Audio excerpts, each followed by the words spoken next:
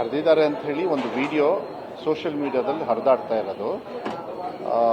ಅದನ್ನು SP ಅವರಿಗೆ ನಿನ್ನೆನೆ ಅದು ಅಥೆಂಟಿಸಿಟಿ ಏನು, ಎಲ್ಲಿ, ಯಾರು ಹೇಳಿರೋದು, ಯಾವ ಸಂದರ್ಭದಲ್ಲಿ, ಅದ್ರದ್ದೆಲ್ಲ ಎವಿಡೆನ್ಸ್ ಎಲ್ಲ ತಗೊಂಡು ಅವ್ರ ಮೇಲೆ ಆಕ್ಷನ್ ತಗೊಳ್ಳೋದಕ್ಕೆ ನಿನ್ನೆನೆ ಹೇಳಾಯಿತು. ಅದು ಯಾರೇ ಆದ್ರೂ ಕೂಡ 12 ಸೆಕೆಂಡ್ದು ಒಂದು ವಿಡಿಯೋ ಕ್ಲಿಪ್ಪಿಂಗ್ ಎಲ್ಲ ಕಡೆನೂ ಓಡಾಡ್ತಾ ಇದೆ.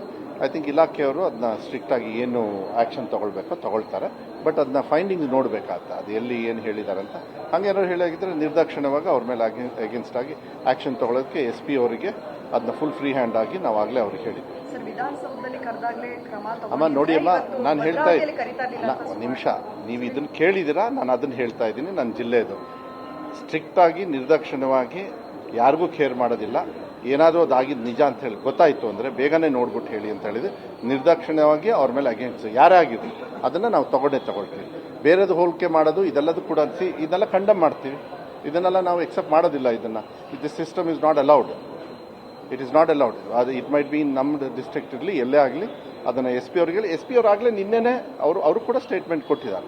ನಾನು ಹೇಳಿದೆ, ಪ್ರೆಸ್ಸಿಗೆ ಹೋಗ್ಬಿಟ್ಟು ಫಸ್ಟ್ ನೀವೆಲ್ಲ ಕೂತ್ಕೊಂಡು ನೀವು ಹೇಳ್ಬಿಡಿ ಅಂತ.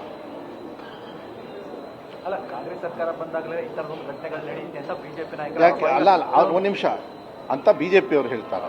ಅದಕ್ಕೆ ಅವರ ಉತ್ತರ ಕೊಡ್ಕೊಳ್ಳಿ. ಅವ್ರಿಗೆ ಉತ್ತರ ಕೊಡೋಕ್ಕೆ ನಾನು ಮಿನಿಸ್ಟರ್ ಆಗಿಲ್ಲ ಸರ್ಕಾರದ ಕುಮ್ಮಕ್ಕಿನಿಂದಲೇ ಇಂಥ ಪ್ರಕರಣಗಳಾಗ್ತಿರೋದು ಅಂತ ಅವ್ರು ಹೇಳ್ತಾ ಇದ್ದಾರೆ. ಹಂಗಾರೆ ಅವ್ರ ಟೈಮಲ್ಲಿ ಇದ್ದಿದ್ದೆಲ್ಲ ಏನಂತ ಹೇಳ್ಬೇಕಂತೆ. ಅದಕ್ಕೆ ನಾನು ಯಾಕೆ ಚರ್ಚೆ ಅಲ್ಲ, ಒಂದು ನಿಮಿಷ, ಯಾಕೆ ನಾನು ಹೇಳ್ತೀನಿ ಕೇಳಿ. ಸಮಾಜದಲ್ಲಿ ಇದನ್ನು ಚರ್ಚೆ ಮಾಡಿ ಬಟ್ ಇನ್ನೊಂದಕ್ಕೆ ಆಸ್ಪದ ಕೊಡೋದಕ್ಕೆ ನನಗೆ ಇಷ್ಟ ಇಲ್ಲ. ಕಾನೂನು ನಮ್ಮ ಸರ್ಕಾರದೊಳಗೆ ಇದೆ. ತಪ್ಪು ಮಾಡಿದ್ರೆ ಶಿಕ್ಷೆ ಮಾಡೋದಕ್ಕೆ ಕಾನೂನು ಇದೆ, ಅದನ್ನು ಮಾಡ್ತೀವಿ. BJP ಅವ್ರು ಏನು ಹೇಳ್ತಾರೆ ಅವ್ರಿಗೆ ಉತ್ತರ ಕೊಡೋಕ್ಕಂತೂ ನಾನಿಲ್ಲ.